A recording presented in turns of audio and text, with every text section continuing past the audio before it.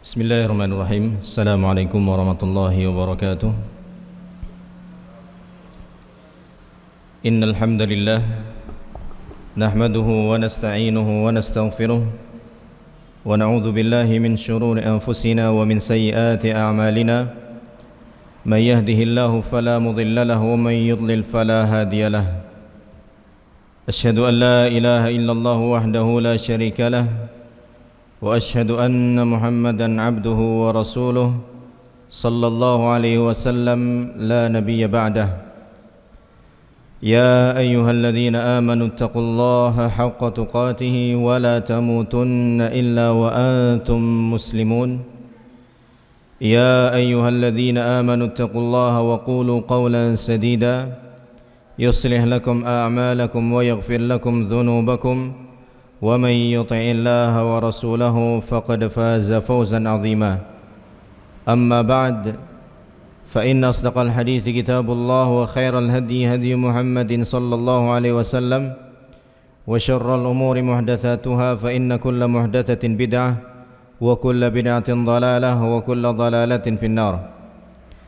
إخواني وأخواتي في الدين رحمني ورحمكم الله. Alhamdulillah, dengan taufik serta kemudahan dari Allah Tabaraka wa Ta'ala, kita bisa berjumpa lagi dalam majlis ini, sebuah majlis yang di dalamnya kita mempelajari bagaimana kehidupan Nabi sallallahu alaihi wasallam dengan orang-orang yang ada di sekitarnya untuk menjadi ilmu yang bermanfaat bagi kita, kemudian menjadi amalan sehingga melahirkan ridha Allah Subhanahu wa Ta'ala bagi kita semua. InsyaAllah kita mulai pembahasan di sore hari ini pada halaman ke-67. Pelayan Rasulullah sallallahu alaihi wasallam. Penulis berkata, seorang pelayan yang miskin, papa lagi lemah, namun oleh Rasulullah sallallahu alaihi wasallam ditempatkan pada kedudukan yang layak. Beliau mengukurnya dari sisi agama dan ketakwaannya, bukan dari sisi status sosial dan kedudukannya yang lemah. Rasulullah sallallahu alaihi wasallam telah memberikan pengarahan dalam memperlakukan pelayan dan pekerja. Dalam sebuah hadisnya beliau sallallahu alaihi wasallam bersabda, "Hum ikhwanukum." Mereka, para pelayan, pekerja kalian adalah saudara-saudara kalian. Ja'alahumullahu tahta aydikum. Allah menempatkan mereka di bawah kuasamu. Fa'at'imuhum mimma ta'kulun. Berilah mereka makanan yang biasa kamu makan. Wa albisuhum mimma talbasun. Berilah pakaian yang biasa kamu pakai. Wa la tukallifuhum ma yaghlibuhum. Dan jangan memberatkan mereka di luar batas kemampuan. Fa in kallaftumuhum fa'ainuhum. Jika kamu memberikan sebuah tugas yang berat, bantulah mereka dalam melaksanakannya. Demikianlah Nabi sallallahu alaihi wasallam memperlakukan khadim beliau, pelayan beliau sallallahu alaihi wasallam. Beliau memperlakukannya sebagaimana memperlakukan seorang muslim. Tidak ada unsur merendahkan sama sekali, hanya lantaran orang itu hanya sebatas pelayan saja. Tidak. Karena beliau menilai orang lain betul-betul dengan penilaian syariat Allah Subhanahu wa Ta'ala. Semakin seorang bertakwa kepada Allah Subhanahu wa Ta'ala, semakin tinggi nilainya di hadapan beliau sallallahu alaihi wasallam. Dan ini sesuai dengan apa yang Allah Subhanahu wa Ta'ala firmankan di dalam kitabnya, inna akramakum indallahi atqakum. Orang yang paling mulia di antara kalian di sisi Allah Subhanahu wa Ta'ala adalah orang yang paling bertakwa kepada Allah Subhanahu wa Ta'ala. Allah Subhanahu wa Ta'ala tidak mengatakan yang paling mulia di antara kalian di sisi Allah adalah orang yang paling pintar adalah orang yang paling cerdas, adalah orang yang paling banyak harta, adalah orang yang paling tenar. Tidak. Allah Subhanahu wa taala mengatakan yang paling mulia di hadapan Allah Subhanahu wa taala adalah orang yang paling bertakwa. Artinya kita semua memiliki kesempatan yang sama untuk menjadi hamba yang terbaik di hadapan Allah Subhanahu wa taala. Sekalipun kita mungkin tidak lahir sebagai atau di tengah-tengah keluarga yang berilmu, tidak lahir di tengah-tengah lingkungan atau tidak tinggal di tengah-tengah lingkungan yang islami, tapi manakala kita berusaha merealisasikan takwa kita kepada Allah Tabaraka wa taala, itu berarti kita telah berupaya untuk menjadi hamba yang terbaik di hadapan Allah Subhanahu wa taala. Sekalipun profesi kita mungkin dipandang rendah oleh kebanyakan orang, keadaan sosial kita pun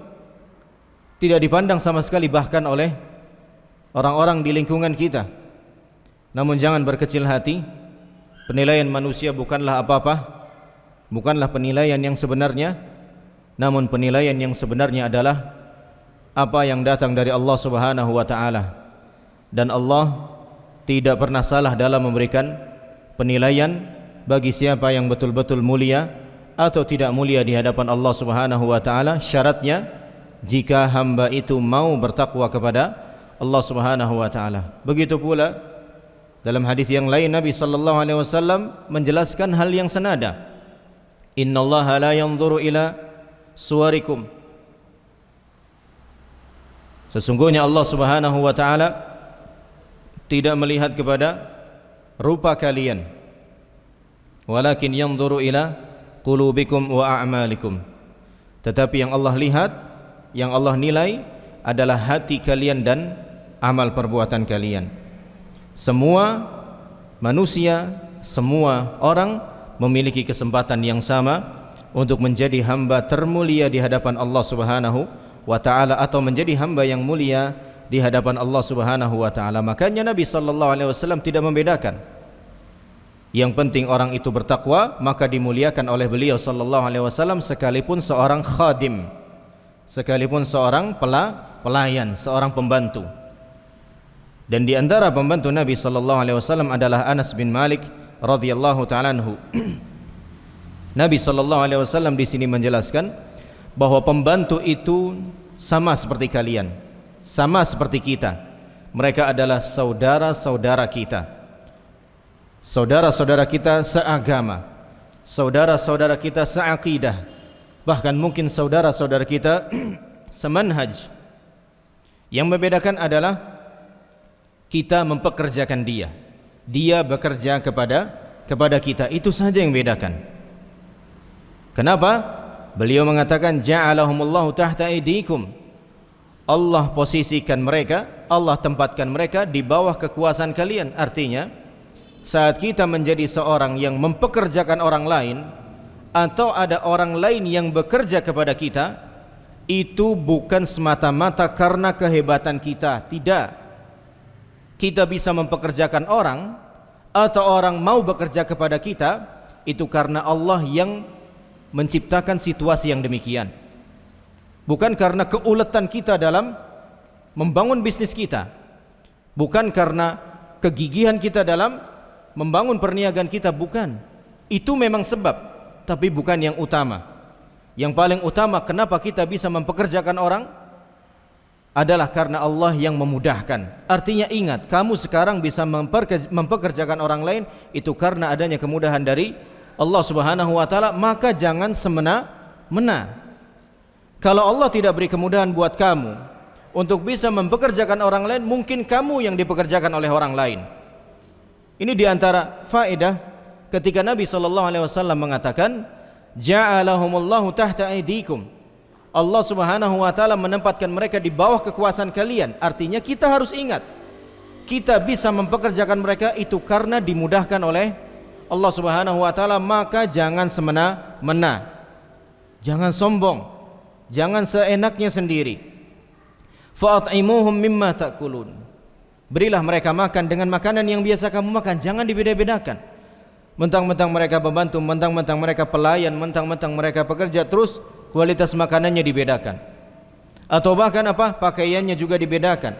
Padahal Nabi SAW mengatakan apa? Walbisuhum mimma talbasun. Berilah mereka pakaian sebagaimana yang biasa kalian pakai. Kalian suka yang bagus, kasih yang bagus. Jangan kalian pakai yang bagus kemudian mereka kasih yang enggak bagus, supaya semakin jelas bahwa mereka adalah pembantu kalian, supaya semakin jelas bahwa mereka adalah pelayan kalian. Mungkin kita pernah melihat hal semacam ini di beberapa tempat, di pusat perbelanjaan misalnya. Ada satu keluarga yang jalan-jalan, ada satu orang yang pakaiannya beda sendiri. Biasanya siapa dia? Babysitter biasanya ya. Diberi pakaian seperti seorang perawat, atau pakaian piyama mau tidur, seperti itu kurang lebih. Untuk betul-betul memberitahukan bahwa dia adalah seorang babysitter, bukan bagian dari keluarga itu. Harusnya enggak begini. Sekalipun dia seorang babysitter, berikanlah dia pakaian yang seperti kalian pakai. Artinya apa? Jangan dibeda-bedakan, apalagi untuk betul-betul mempertegas, memperjelas bahwa dia adalah karyawan kamu, bahwa dia adalah pekerja kamu. Jangan demikian. Dan ini juga merupakan bentuk ketawaduan yang diajarkan oleh Nabi SAW kepada kita, agar kita tidak terlampau mengangkat diri kita di atas para pekerja kita itu atau para pelayan kita itu. Mereka tetaplah manusia sebagaimana kita manusia. Mereka adalah hamba Allah sebagaimana kita juga hamba Allah Subhanahu wa taala. Bahkan mungkin mereka lebih mulia di hadapan Allah Subhanahu wa taala dibandingkan kita. Mana tahu mereka di setiap malam selalu bangun untuk melaksanakan salat. Mana tahu mereka ternyata tidak pernah meninggalkan tilawatul Quran. Siapa yang tahu ternyata mereka sangat sering menginfakkan sebagian hartanya. Kita enggak tahu. Maka jangan keburu percaya diri berlebih bahwa kita pasti lebih baik dari mereka. Tidak. Bisa jadi orang yang bekerja kepada kita justru lebih mulia di hadapan Allah Subhanahu wa taala dibandingkan kita yang mempekerjakannya. Simaklah penuturan seorang pelayan tentang majikannya. Sebuah penuturan yang sangat mengagumkan dan pengakuan yang mengesankan serta pujian nan agung.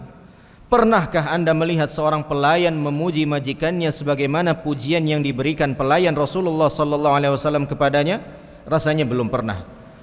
Tidak ada seorang majikan yang lebih baik bermuamalah dengan pelayannya dibandingkan beliau SAW. Anas bin Malik, salah seorang pelayan Nabi SAW yang melayani beliau SAW semenjak usia 10 tahun. Karena ketika Nabi SAW datang dari Makkah ke Madinah, usia Anas 10 tahun. Dan nanti ketika Nabi SAW wafat, usia Anas menginjak 20 tahun. Berarti berapa lama Anas menyertai Nabi SAW? 10 tahun. Masa yang tidak sebentar. Masa yang cukup lama untuk mengenal seseorang. Cukup lama 10 tahun untuk mengenal seseorang luar dan dalamnya. Anas berkata, aku pernah menjadi pelayan Nabi SAW selama 10 tahun. Itu tadi karena kita sudah katakan Anas mulai menjadi pelayan saat beliau usia 10 tahun dan Nabi wafat saat beliau usia 20 tahun. Kemudian Anas mengatakan, aku tidak pernah sama sekali mendengar atau tidak pernah sama sekali beliau mengucapkan hus kepadaku. Beliau tidak pernah membentakku terhadap sesuatu yang kukerjakan dengan ucapan, misalnya, mengapa engkau tidak kerjakan begini? Dan tidak pula terhadap sesuatu yang tidak kukerjakan dengan ucapan, mengapa tidak engkau kerjakan? Artinya apa? Nabi SAW lebih memberikan pemakluman dan sisi edukasi yang lain, mungkin memberikan contoh. Dibanding hanya sekedar menyalahkan kemudian tidak memberikan solusi, lebih baik langsung berikan qudwah, langsung berikan contoh. Dan hal semacam ini pun bisa kita terapkan dalam pendidikan kita kepada anak-anak kita, kepada keluarga kita.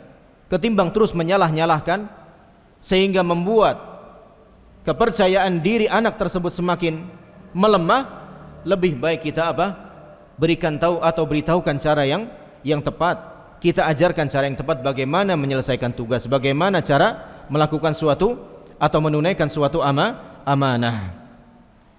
Bukan hitungan hari atau bulan, tetapi genap 10 tahun, jangka waktu yang sangat panjang. Yang tadi sudah kita katakan, jangka waktu semacam ini adalah waktu yang sangat panjang untuk mengenal pribadi seseorang lebih dalam, yang penuh dengan suka dan lara, tangis juga tawa, penuh dengan emosi jiwa yang pasang surut kehidupan ayah ibuku sebagai tebusannya. Artinya Anas dalam tempo yang sangat panjang tadi itu mengalami berbagai macam peristiwa yang dijumpai atau mendapati berbagai macam peristiwa yang dialami oleh Nabi sallallahu alaihi wasallam. Bagaimana Nabi marah, Anas tahu. Bagaimana Nabi senang, Anas tahu. Bagaimana Nabi kecewa, Anas tahu. Bagaimana Nabi sedih, Anas tahu. Kenapa? Karena Anas menyertai Nabi sallallahu alaihi wasallam dalam tempo 10 tahun.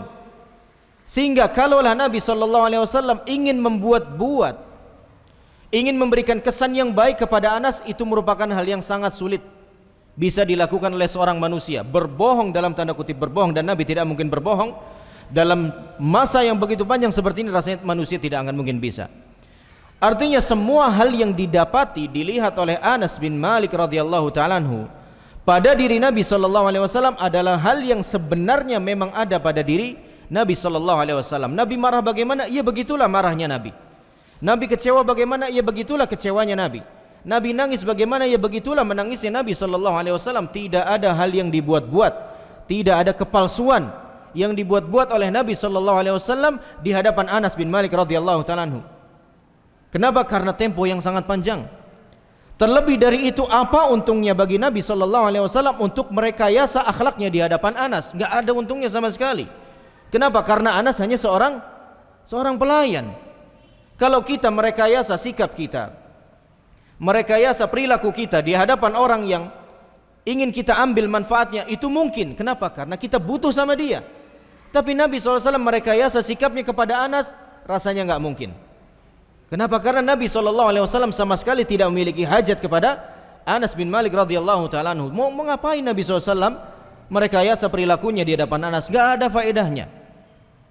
Maka apa yang muncul dari Nabi SAW yang dijumpai oleh Anas, memang itulah sisi yang sebenarnya yang ada pada diri Nabi sallallahu alaihi wasallam. Sehingga apa yang diutarakan oleh Anas bin Malik radhiyallahu ta'ala anhu merupakan hal yang bersifat fakta, betul-betul nyata dari Nabi sallallahu alaihi wasallam. Meskipun demikian, beliau sallallahu alaihi wasallam tidak pernah membentak atau memerintahnya. Justru sebaliknya, beliau memberikan balasan yang setimpal, membuat bahagia perasaan pelayannya, dan menutupi kebutuhan mereka serta keluarga, dan mendoakan mereka. Anas bin Malik radhiyallahu anhu pernah berkata, ibuku pernah berkata, wahai Rasulullah sallallahu alaihi wasallam, anak ini akan menjadi pelayanmu, doakanlah ia. Kemudian Rasulullah sallallahu alaihi wasallam bersabda, Allahumma aktsir malah wa waladah wa barik lahu fima a'taitahu. Ya Allah, perbanyaklah harta Anas bin Malik dan perbanyaklah anak Anas bin Malik radhiyallahu ta'ala anhu, wa barik lahu fima a'taitahu, dan berkahilah karuniamu kepada Anas bin Malik. Jadi boleh tidak kita minta banyak harta, minta banyak anak kepada Allah Subhanahu wa taala? Jawabannya boleh, tapi jangan sampai lupa minta keberkahannya. Jangan cuma minta banyak-banyak harta, jangan cuma minta banyak-banyak anak, tapi lupa minta agar diberikan keberkahan oleh Allah Subhanahu wa taala. Lihat Nabi SAW dalam hadis ini, ya Allah, perbanyaklah harta Anas, perbanyaklah anak Anas, dan berkahilah pemberianmu kepada Anas bin Malik. Ya termasuk harta, ya termasuk anak Anas bin Malik radhiyallahu ta'ala, berkahilah semua itu. Dan Anas bin Malik radhiyallahu ta'ala anhu dikaruniai berapa anak oleh Allah Subhanahu wa taala? 80 orang anak. Anak yang sangat jumlah yang sangat banyak sekali. Ditambah cucunya, kurang lebih jumlahnya sekitar 120 orang. Bahkan sebagian besarnya meninggal saat Anas masih hidup. Anas mengatakan, banyak anakku yang kukuburkan dengan tanganku ini sendiri. Panjangnya usia beliau juga dikarenakan keberkahan doa Nabi sallallahu alaihi wasallam. Dan riwayat-riwayat mengatakan bahwa Anas bin Malik radhiyallahu ta'ala wafat di sekitar tahun, ada yang mengatakan 91 Hijriyah, ada yang mengatakan 92 Hijriyah, Ada yang mengatakan 93 Hijriah, hanya antara 3 tahun itu saja, 91, 92 atau 93 Hijriah. Sementara saat Nabi SAW datang ke Madinah, usia Anas sudah 10 tahun. Berarti usia Anas berapa? 10 tambah 90, 100 tahun. Imma 101, wa imma 102, wa imma 103 tahun. Usia Anas bin Malik radhiyallahu ta'ala anhu. Ya Allah anugerahkan kepadanya harta dan keturunan yang banyak, dan berkahilah rezeki yang kau curahkan kepadanya. Rezeki itu bisa berupa harta, bisa berupa anak, bisa berupa kesehatan, bisa berupa keamanan, bisa berupa kesuksesan, apapun itu. Semua karunia dari Allah Subhanahu wa taala adalah rezeki dari Allah Subhanahu wa taala, hingga jangan pernah disalahpahami yang namanya rezeki hanya sebatas harta. Rezeki lebih luas dari itu. Anak yang saleh dan salehah itu juga rezeki dari Allah Subhanahu wa taala. Tetangga yang baik juga rezeki dari Allah Subhanahu wa taala. Lingkungan tinggal yang islami rezeki juga dari Allah Subhanahu wa taala. Keamanan dari orang-orang yang jahat juga rezeki dari Allah Subhanahu wa taala. Kesehatan yang terus Allah karuniakan juga rezeki dari Allah Subhanahu wa taala. Sehingga jangan pernah suudzon kepada Allah Subhanahu wa taala bahwa Allah tidak pernah memberikan apa-apa kepada kita. Beliau sallallahu alaihi wasallam adalah seorang pemberani. Hanya saja keberanian itu hanya beliau pergunakan untuk membela kebenaran semata. Beliau tidak pernah mengebiri hak kaum yang lemah yang berada di bawah tanggung jawab beliau, baik itu sang istri maupun pelayan. Aisyah radhiyallahu ta'ala anha menuturkan Rasulullah sallallahu alaihi wasallam sama sekali tidak pernah memukul seorang kecuali dalam rangka berjihad fi sabilillah. Beliau tidak pernah memukul pelayan dan kaum wanita. Bahkan Nabi sallallahu alaihi wasallam pernah ditanya, "Kam a'fu 'anil khadim?" Berapa kali aku harus memberikan maaf kepada seorang pelayan? Nabi sallallahu alaihi wasallam diam. Penanyanya mengulangi lagi pertanyaannya, "Kam a'fu 'anil khadim?"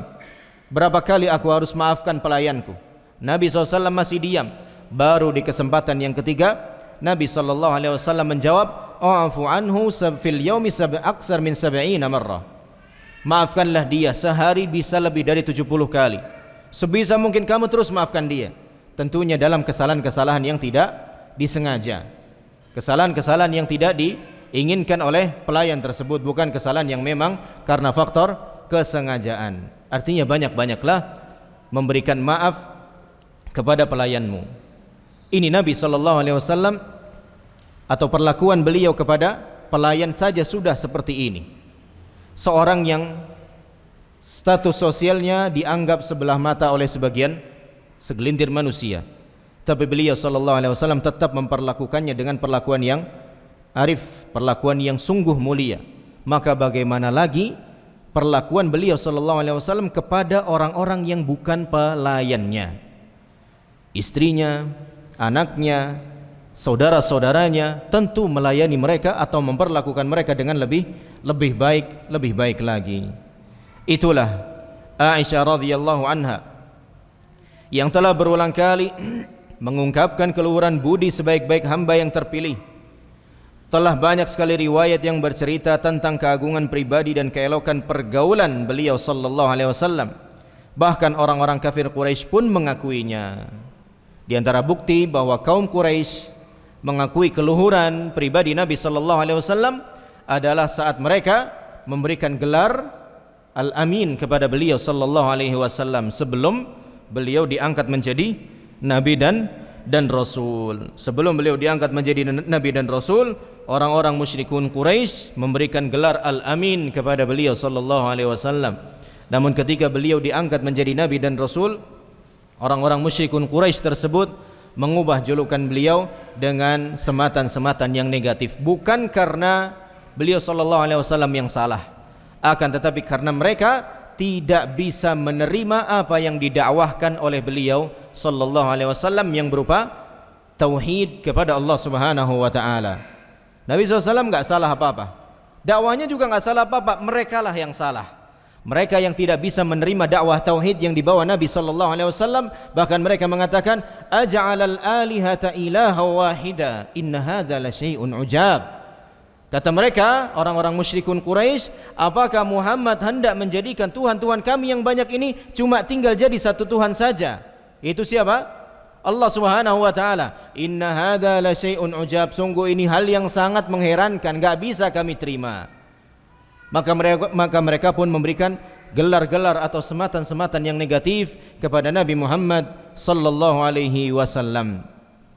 Aisyah radhiyallahu taala anha kembali mengungkapkan pengakuannya atau penilaiannya terhadap diri Nabi sallallahu alaihi wasallam. Ma daraba Rasulullah sallallahu alaihi wasallam syai'an qattun biyadihi. Aku tidak pernah melihat Nabi sallallahu alaihi wasallam membalas sesuatu aniaya yang ditimpakan seseorang kepada dirinya. Wa manila minhu syai'un qattun fayantaqim min sahibihi. Selama orang itu tidak melanggar kehormatan Allah Subhanahu wa taala, namun bila sedikit saja kehormatan Allah Subhanahu wa taala dilanggar, maka beliau adalah orang yang paling marah karenanya. Dan sekiranya beliau diminta untuk memilih antara dua perkara, pasti beliau memilih pilihan yang paling ringan selama tidak mengandung unsur dosa. Jadi beliau ketika hak beliau sebagai pribadi seorang manusia itu dilanggar oleh orang lain, beliau enggak marah. Beliau enggak sakit hati, beliau enggak dendam, beliau enggak membalas. Terlalu banyak bukti. Misalnya ketika beliau sholat, kemudian Abu Jahal datang membawa apa?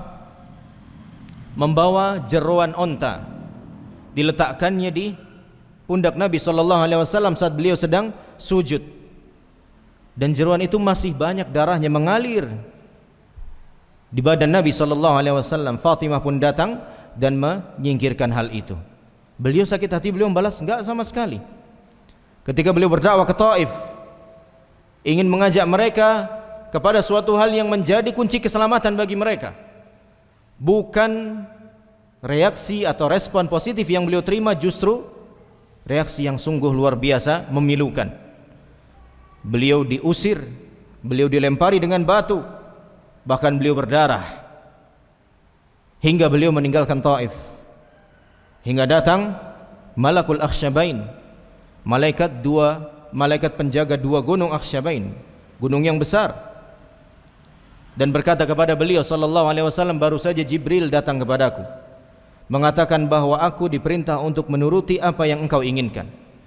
Jika anda ingin, aku bisa lemparkan dua gunung besar ini kepada orang-orang Taif tadi. Tapi apa jawab Nabi SAW? Apakah diterima tawaran tersebut ataukah ditolak? Ditolak oleh Nabi SAW. Bahkan Nabi SAW berharap kebaikan bagi orang-orang Taif. Jangan, saya berharap suatu ketika nanti akan lahir orang-orang dari mereka yang mentauhidkan Allah Subhanahu wa taala. Subhanallah. Keburukan tidak dibalas dengan keburukan, bahkan dibalas dengan hal yang lebih baik oleh beliau sallallahu alaihi wasallam. Kemudian sambil menyeka darah yang ada di wajah beliau, beliau mengatakan, Allahumma ighfir liqaumi fa innahum la ya'lamun. Ya Allah, ampunilah mereka karena mereka tidak tahu. Kenapa? Karena diri beliau yang disakiti. Beliau tidak marah sama sekali. Beliau dikatakan gila, beliau dikatakan tukang sihir dan lain sebagainya, beliau enggak masalah. Tapi kalau aturan Allah Subhanahu wa taala yang dilanggar, beliau menjadi orang yang paling tidak terima. Di sini kita hendaknya bisa membedakan betul-betul mana yang dilanggar. Apakah hak Allah Subhanahu wa taala yang sedang berusaha kita dakwahkan ataukah pribadi kita? Jangan sampai ketika pribadi kita yang dilanggar kemudian kita bereaksi keras, kita mengatasnamakan orang itu melanggar hak Allah Subhanahu wa taala, padahal diri kita yang sedang dilanggar.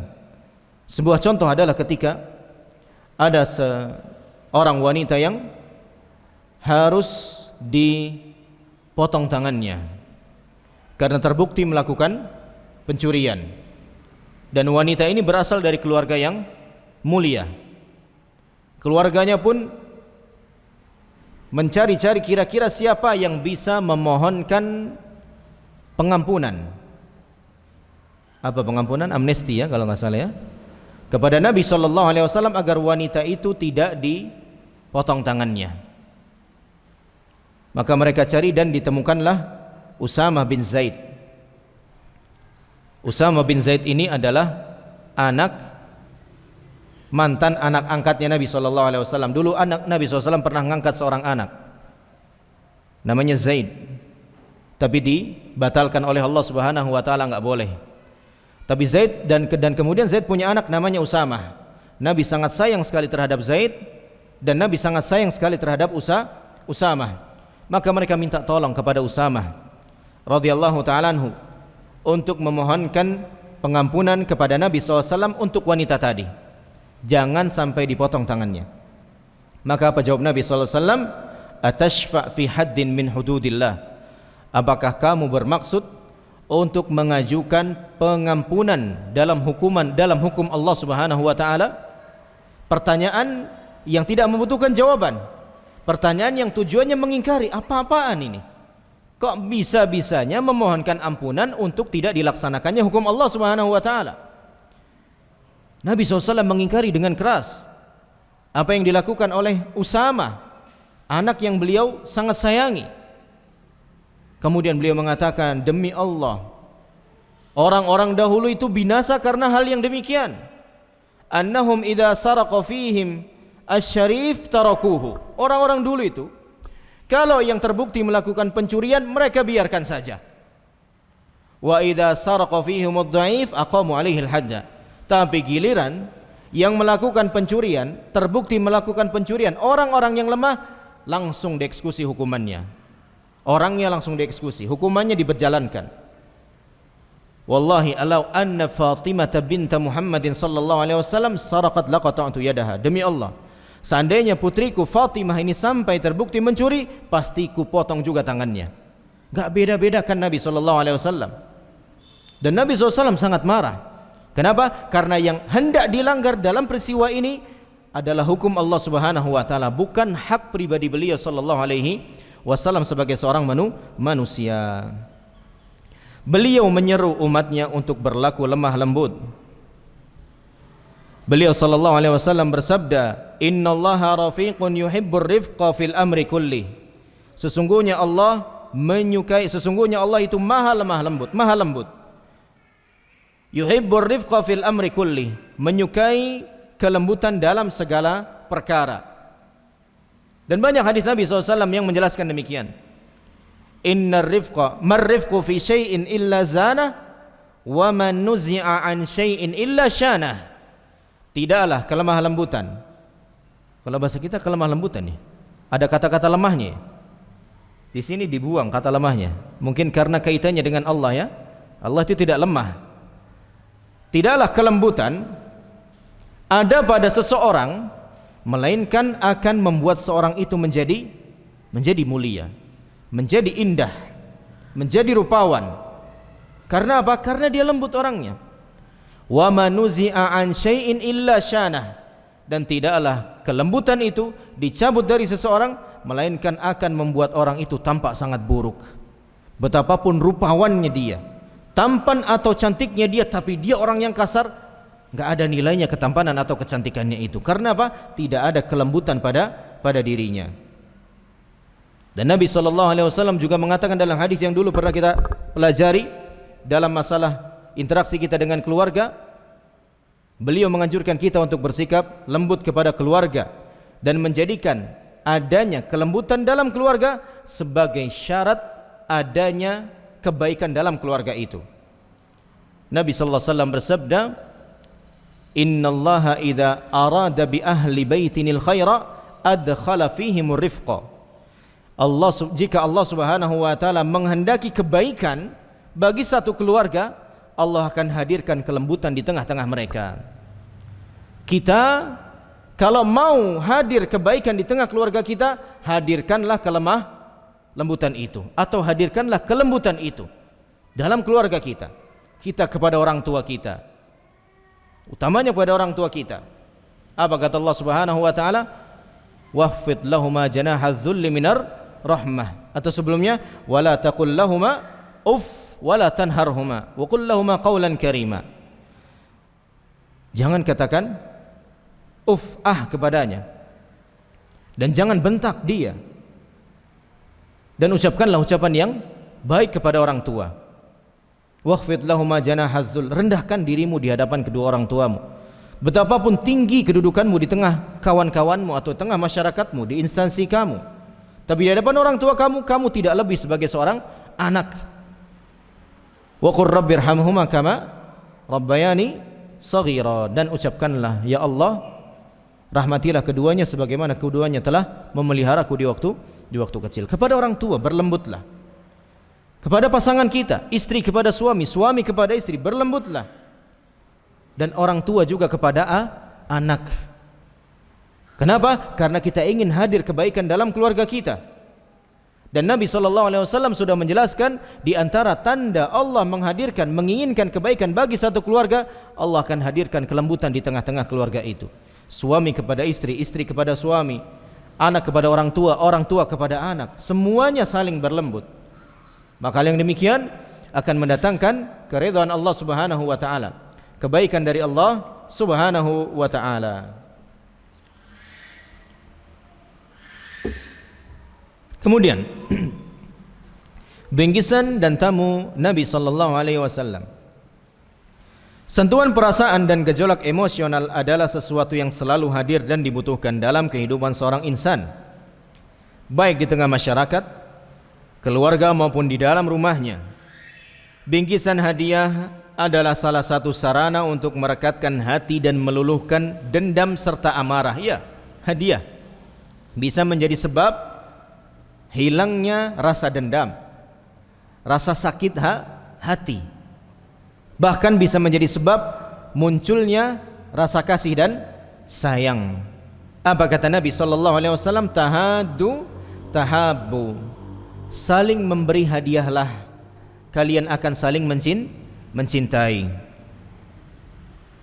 Dan hadiah tidak harus selalu berupa harta benda yang mahal. Hal yang sederhana pun bisa menjadi hadiah.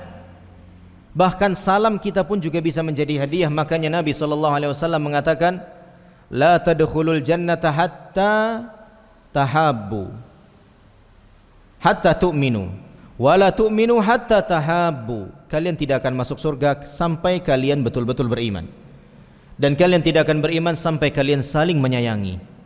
Awala adullukum ala syai' idza fa'altumuhu tahabbtum. Maukah kalian ku beritahu akan sebuah hal yang jika kalian lakukan kalian akan saling menyayangi? Afshus salama bainakum. Tebarkan salam di antara sesama kalian dengan ucapan assalamualaikum. Inilah salam kita yang sesungguhnya. Salam yang telah diajarkan oleh Allah Subhanahu wa taala, zat yang maha mengetahui mana yang paling baik dan maslahat buat kita, bukan salam-salam yang lain. Assalamualaikum adalah salamnya kaum mukminin, dan ia merupakan salamnya ahlul jannah, salamnya penghuni surga. Sehingga hendaknya kita berbangga dengan salam yang telah diajarkan oleh Allah Subhanahu wa taala, wa tahiyyatuhum fiha salam. Ucapan mereka di dalam surga itu adalah assalam. Enggak boleh malu, enggak boleh minder, enggak boleh kecil hati, enggak percaya diri dengan ucapan assalamu Assalamualaikum warahmatullahi wabarakatuh. Karena ini merupakan ucapan terbaik yang diajarkan oleh Allah Subhanahu wa taala saat kita berjumpa dengan saudara kita. Aisyah radhiyallahu taala anha menuturkan, Rasulullah sallallahu alaihi wasallam biasa menerima bingkisan hadiah dan membalas bingkisan itu. Biasa membalas bingkisan. Dan itu sebagai bentuk rasa terima kasih beliau sallallahu alaihi wasallam. Bahkan beliau menganjurkannya juga dalam sabdanya, man sana'a ilaikum ma'rufan fakafi'uh. Siapa saja yang memberikan kebaikan buat kalian, maka balaslah kebaikan itu. Fa illam tajidu ma tukafi'unahu fad'u lahu hatta tarau annakum qad kafa'tumu. Kalau kalian tidak bisa membalas kebaikannya itu, setidaknya doakanlah dia sampai kalian nilai bahwa kalian telah membalasnya dengan kebaikan, minimal dengan ucapan jazakumullahu khairan, jazakumullahu khairan, atau jazakallahu khairan, atau jazakillahu khairan, atau jazakunnallahu khairan, tergantung siapa yang kita ajak bicara. Dan hal ini biasakanlah ada di tengah-tengah keluarga kita juga. Anak-anak kita biasakan mengucap terima kasih dengan ungkapan jazakumullahu khairan. Semoga Allah membalasmu dengan yang lebih lebih baik lagi. Jangan hanya sekedar mengajarkannya terima kasih, tapi jazakumullahu khairan. Yang lebih memprihatinkan lagi, ada sebagian orang yang tidak membiasakan ucapan terima kasih pada diri anaknya, sehingga anak itu tumbuh dalam keadaan yang demikian. Setiap kali dapat kebaikan dari orang lain, dingin sekali sikapnya. Terima kasih, maaf, juga tolong. Hal-hal yang demikian insya Allah akan lebih baik di dalam menjaga hubungan kita sesama muslim. Barang siapa yang memberikan satu kebaikan kepadamu, maka balaslah kebaikan itu. Kalau kamu tidak bisa membalasnya, maka doakanlah bagi dia sampai kalian memandang bahwa kalian telah membalasnya dengan kebaikan. Pemberian hadiah dan ucapan terima kasih sebagai ungkapan rasa syukur ini hanya muncul dari jiwa yang mulia dan hati yang tulus. Akhlak yang mulia merupakan akhlak para nabi dan sunnah para rasul. Rasulullah sallallahu alaihi wasallam adalah teladan yang paling depan dan panutan yang paling luhur dalam masalah ini. Bukankah beliau telah menegaskan, "Man kana yu'minu billahi wal yaumil akhir falyukrim dhaifahu jaizatahu yaumun wa lailatun wad diyafatu thalathatu ayamin fama ba'da dhalika fahuwa sadaqah la yahillu lahu an yathwiya 'indahu hatta yuhrijahu." Barang siapa yang beriman kepada Allah dan hari akhir, hendaknya ia memuliakan tamunya. Hak tamu adalah sehari semalam. Kewajiban melayani tamu adalah 3 hari. Lebih dari itu merupakan sedekah. Seorang tamu tidaklah boleh berlama-lama hingga ia memberatkan tuan rumahnya. Nabi SAW di sini menjelaskan bagaimana semestinya seorang tuan rumah menyambut tamunya. Kata Nabi SAW, jaizah yang pertama, barang siapa yang beriman kepada Allah dan hari akhir, hendaknya dia muliakan tamunya. Maknanya yang masih mengabaikan tamunya itu menjadi tanda lemahnya iman dia kepada Allah dan hari akhir. Muliakan tamunya. Ini merupakan ajaran Allah Subhanahu wa taala. Dan hari pertama, kata Nabi sallallahu alaihi wasallam, jaizatahu adalah hari yang paling istimewa bagi tamu itu. Artinya sebisa mungkin kita berikan yang terbaik buat tamu itu di hari pertama. Hari kedua dan hari ketiga sesuai kemampuan kita dan yang biasa kita konsumsi. Tidak usah berlebih. Pada hari kedua dan ketiga. Hari pertama kita berikan yang terbaik. Adapun setelah hari ketiga, keempat, kelima dan seterusnya, itu merupakan sedekah. Artinya apa? Kita kasih dia jamuan boleh, enggak dikasih juga tidak apa-apa. Kembali kepada kita masing-masing sesuai kemampuannya masing-masing. Adapun hari pertama kita harus melayani dia sebaik mungkin, semaksimal mungkin. Hari kedua dan ketiga sudah biasa saja, sebagaimana pada umumnya hari-hari kita. Nggak ada yang istimewa. Tapi kalau mau kasih istimewa, silahkan, itu lebih utama. Tapi jangan memaksakan. Intinya yang menjadi kewajiban kita hanya 3 hari saja. Adapun hari keempat dan seterusnya, maka itu menjadi hal yang dinilai sebagai sedekah. Maknanya kita berikan dia pelayanan boleh, tidak diberikan pelayanan juga boleh. Dikembalikan kepada kemampuan masing-masing. Demi Allah. Kemudian beliau di akhir hadis mengatakan seorang tamu tidak boleh berlama-lama sehingga memberatkan tuan rumahnya. Di sini Nabi SAW memberikan penjelasan kedua arah, kepada tuan rumah dan kepada tamu. Kepada tuan rumah Nabi berikan penjelasan gimana harusnya tuan rumah bersikap. Itu tadi, dia layani tamunya 3 hari. Hari pertama istimewa, 2 dan 3 hari biasa. Tapi Nabi SAW juga berikan arahan kepada sang tamu. Jangan mentang-mentang Islam ini menganjurkan untuk memuliakan tamu, terus kamu seenaknya bertamu atau bertamu menjadi kebiasaan kamu. 3 hari di rumah fulan, 3 hari di rumah fulan yang lain, 3 hari di rumah fulan yang lain. Anda pernah dengar cerita ini? Pernah? Ada kebiasaan orang yang kayak gitu. 3 hari di rumah temannya fulan, 3 hari di rumah berikutnya, begitu terus. Bukan kayak gitu. Karena Nabi SAW juga mengatakan di sini, tidaklah semestinya seorang tamu itu berlama-lama hingga memberatkan tuan rumahnya. Dan ini merupakan satu hal yang baik sekali. Ada keseimbangan dalam taujihat Nabi SAW, dalam arahan Nabi SAW. Dan ini juga bisa kita terapkan. Mungkin ada sedikit ribut-ribut lah antara anak kita yang gede sama yang kecil. Yang kita berikan arahan bukan cuma satu arah aja, yang satunya juga dikasih arahan bagaimana semestinya bersikap hingga terjadi keseimbangan. Hingga yang satunya tidak merasa saya terus yang disalahkan, saya terus yang dinasihati, sementara kakak nggak pernah, atau seterusnya. Dua-duanya sama-sama diberikan arahan, sama-sama diberikan pemahaman. Demi Allah tidak pernah disaksikan sebelumnya oleh siapapun juga, baik di gunung maupun lembah, baik penduduk Hijaz maupun penduduk semenanjung Arab, akhlak dan budi pekerti seagung dan semulia Nabi sallallahu alaihi wasallam. Bahkan oleh penduduk timur dan barat sekalipun, perhatikanlah baik-baik dan lihatlah perilaku Nabi sallallahu alaihi wasallam. Dari Sahal bin Sa'ad radhiyallahu anhu, ia berkata, seorang wanita datang menemui Nabi sallallahu alaihi wasallam dengan membawa kain bersulam, itu berhias, ada hiasannya. Ia berkata, aku menenun dan menyulamnya sendiri dengan tanganku supaya engkau memakainya, mengenakannya wahai Rasulullah. Rasulullah sallallahu alaihi wasallam pun mengambilnya.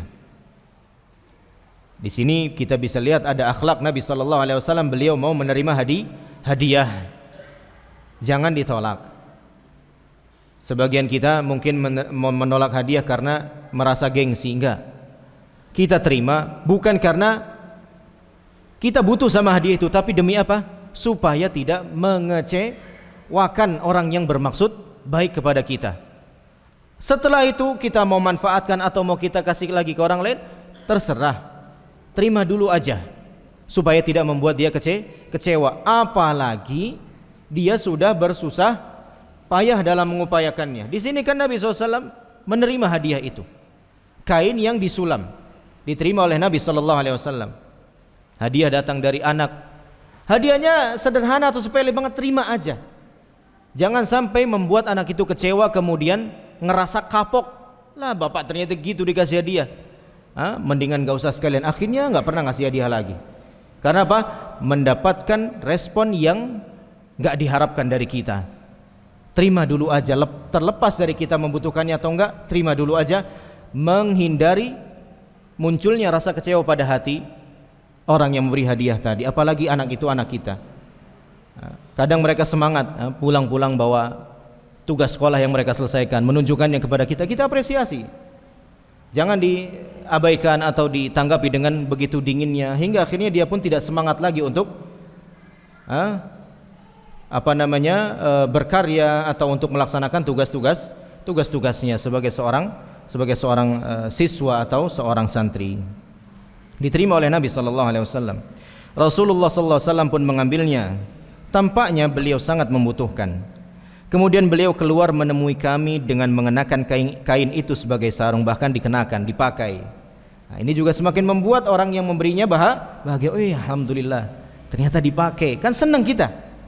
Dan itu bisa kita rasakan sendiri saat posisi kita sebagai orang yang memberi hadiah.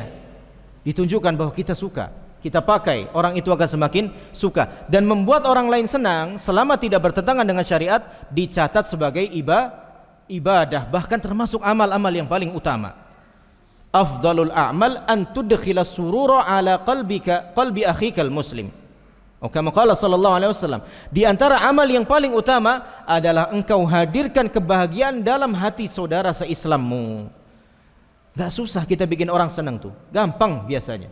Kebanyakannya tinggal kita yang mau saja atau tidak. Cuma sekedar make, itu hadiah dari sahabat kita, itu hadiah dari istri kita, itu hadiah dari anak kita. Kita pakai, kita manfaatkan, kita gunakan, dia senang. Atau istri masak untuk antum, dimakan makanannya. Jangan malah jajan di luar, kemudian makanannya nggak kemakan, akhirnya kebuang, sedih dia. Sudah berusaha payah, sudah berusaha bela-belain gak istirahat atau istirahatnya kurang, ternyata gak dimakan dan berujung na'udzubillah min dzalik di tempat sampah. Itu kan membuat hadirnya kekecewaan. Maka kita berusaha melatih diri kita untuk peka dalam hal-hal yang sederhana ini, dalam hal-hal yang sedetail ini, hingga Allah Subhanahu wa taala berikan taufiknya kepada kita. Beliau kenakan itu sebagai sarung. Kemudian ada seorang laki-laki yang berkata, alangkah indahnya kain itu. hadiahkanlah kain itu untukku wahai Rasulullah sallallahu alaihi wasallam. Maka beliau mengatakan boleh. Lalu beliau sallallahu alaihi wasallam duduk dalam majlis, kemudian beliau kembali. Beliau segera melipat kain itu dan mengirimkannya kepada orang tadi. Orang-orang pun berkata, alangkah bagusnya kamu ini. Rasulullah itu lebih membutuhkan kain itu, tetapi kamu malah memintanya.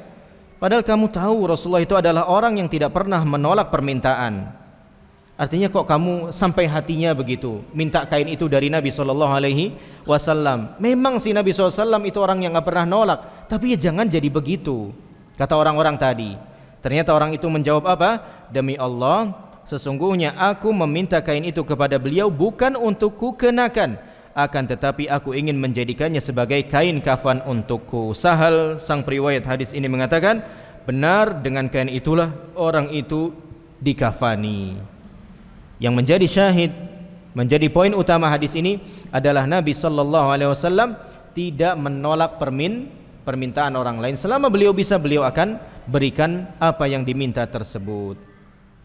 Dan banyak pelajaran yang bisa kita ambil, di antaranya tadi yang sudah kita sampaikan di awal hadis, bahwa hendaknya kita berusaha menerima hadiah yang diberikan oleh orang lain selama tidak melanggar aturan syariat atau aturan negara ya.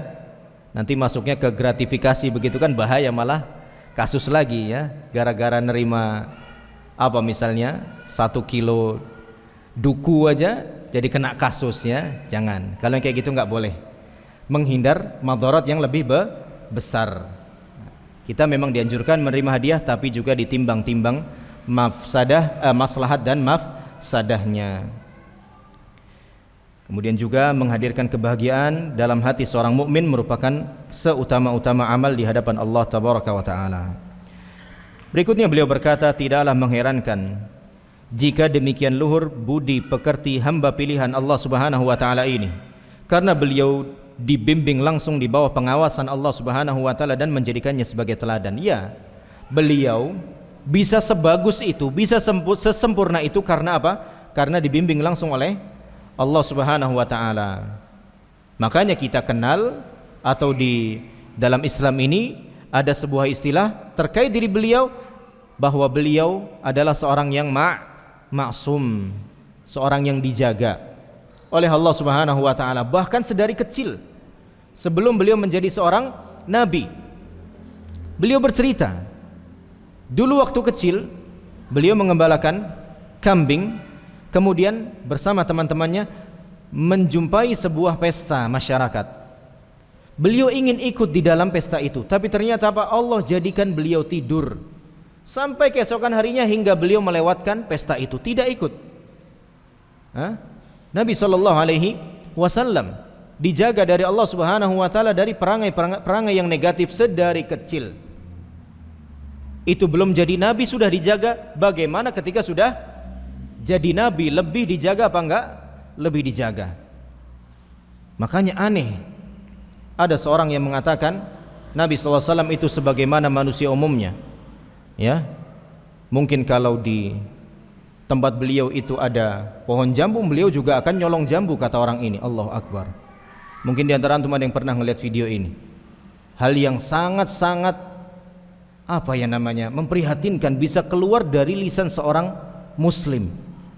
Dia ditokohkan, tapi keluar ucapan yang semacam ini. Dia ingin membuat tertawa jamaahnya.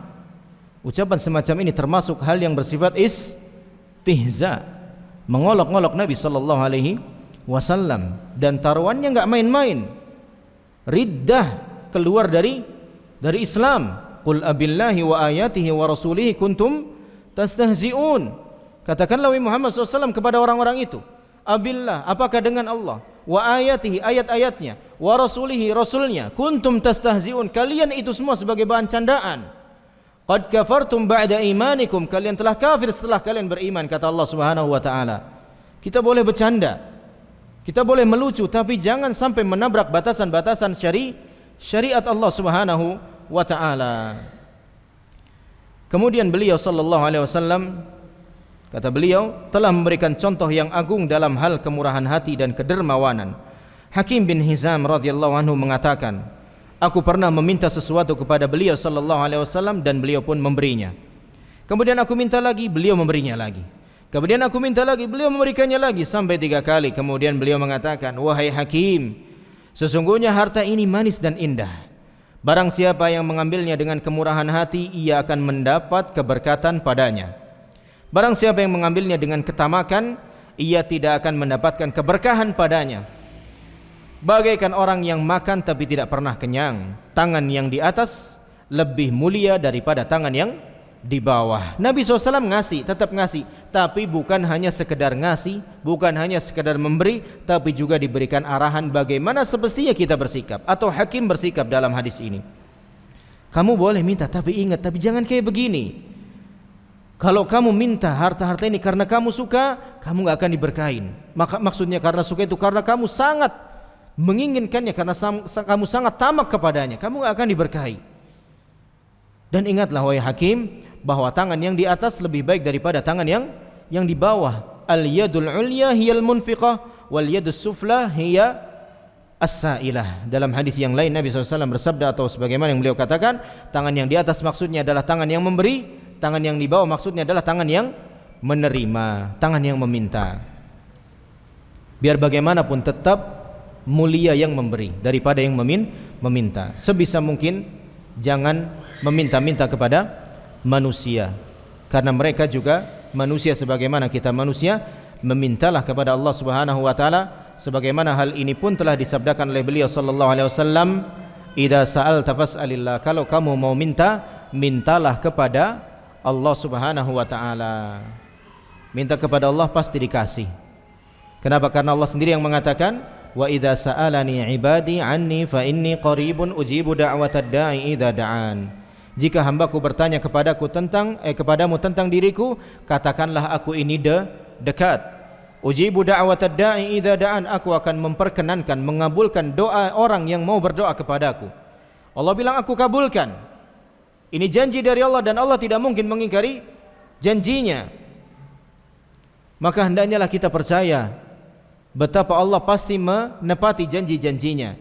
Tapi sayangnya sebagian manusia rasanya seperti antara yakin atau tidak saat dia berdoa kepada Allah Subhanahu wa taala, sehingga dia pun tidak menjumpai apa yang dia minta kepada Allah Subhanahu wa taala, karena dia tidak betul-betul mantap dan yakin dalam permohonannya kepada Allah Subhanahu wa taala. Padahal Nabi SAW mengatakan, ud'ullaha wa antum muqinuna bil ijabah.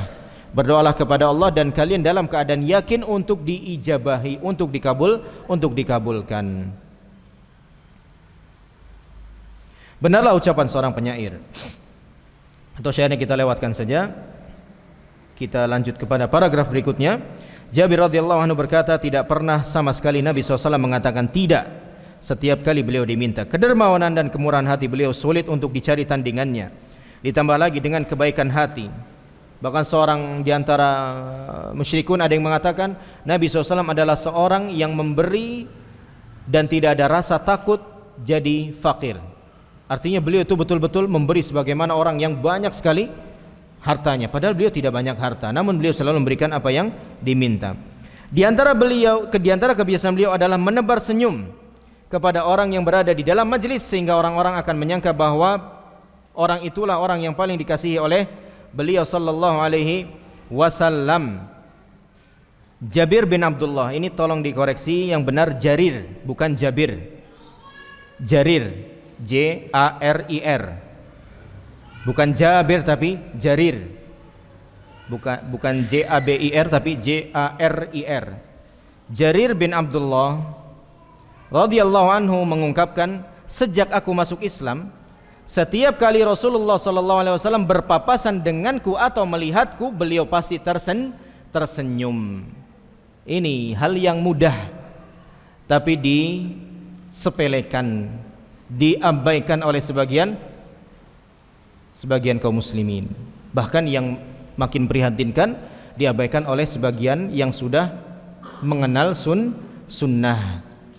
Kita itu mengenal sunnah, kita jadi sunni, kita jadi salafi, kita jadi ahlus sunnah wal jamaah, itu bukan berarti jadi haram untuk menebar senyum kepada sesama kaum muslimin. Apalagi kepada mereka yang belum paham sunnah, harus lebih royal senyum lagi. Supaya apa? Supaya mereka juga tertarik untuk mengenal sunnah Nabi sallallahu alaihi wasallam, manhaj Nabi sallallahu alaihi wasallam. Jangan sampai gara-gara kita pelit senyum, datar sekali saat berjumpa dengan orang lain pun menilai negatif manhaj ini, menilai negatif sunnah inilah. Ternyata orang yang belajar sunnah kayak gitu hasilnya. Mendingan nggak ngerti, nggak belajar kayak mereka tapi ramah sama orang. Gara-gara kita yang buruk citra, yang citranya jadi buruk malah manhaj Nabi sallallahu alaihi wasallam ini, tebarlah senyuman itu. Amalan yang sangat mudah, bahkan dinilai sebagai sedekah oleh Allah Subhanahu wa taala. Wa tabassumuka fi wajhi akhika laka sedekah. Senyumanmu untuk saudaramu dinilai sebagai sedekah oleh Allah Subhanahu wa taala. Beliau juga mengatakan, la tahqiranna minal ma'rufi syai'a walau an talqa akhaka biwajhin taliq.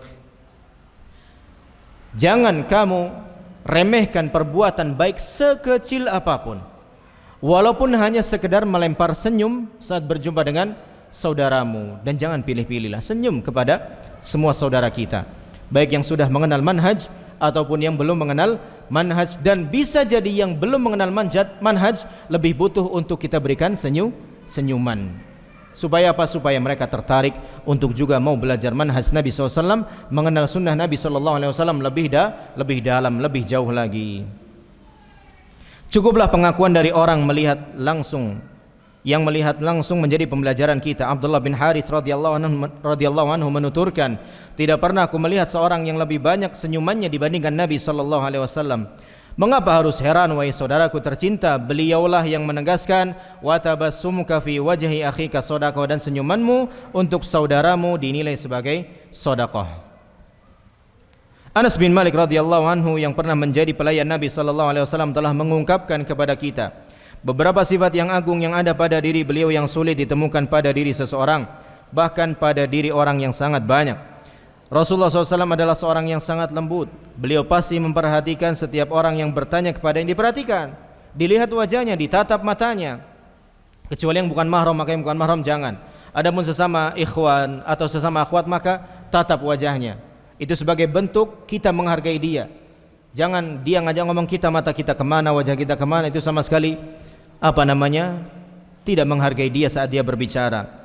Beliau tidak akan berpaling sehingga si penanyalah yang berpaling. Beliau pasti menyambut setiap orang yang mengulurkan tangannya kepada beliau.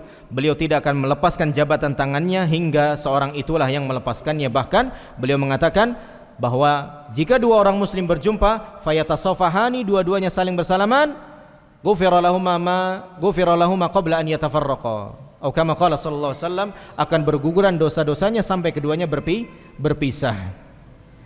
Selain sangat memuliakan tamu dan berlaku lembut kepada mereka, beliau juga sangat penyantun terhadap umatnya. Oleh karenanya beliau tidak rela melihat kemungkaran, bahkan beliau pasti akan membasminya. Ibnu Abbas radhiyallahu anhu menuturkan bahwa suatu hari Nabi SAW melihat cincin emas di tangan seorang laki-laki. Beliau pun segera mencabut cincin itu lalu membuangnya dan berkata, apakah salah seorang di antara kamu suka memakai bara api dari neraka jahanam? Di tangannya dibuang Nabi SAW cincin terbuat dari emas yang dipakai oleh seorang laki-laki. Kalau seorang perempuan memakai perhiasan dari emas boleh atau tidak?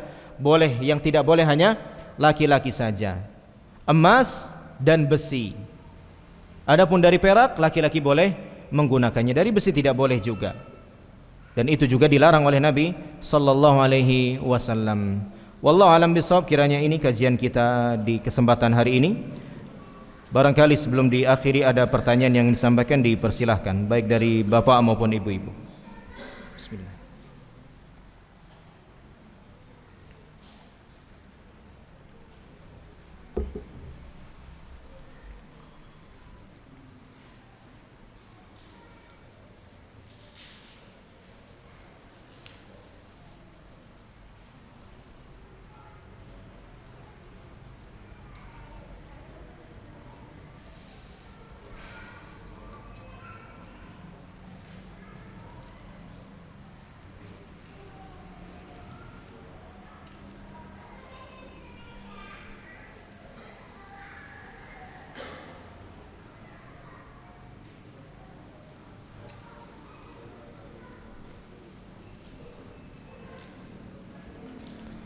Ada?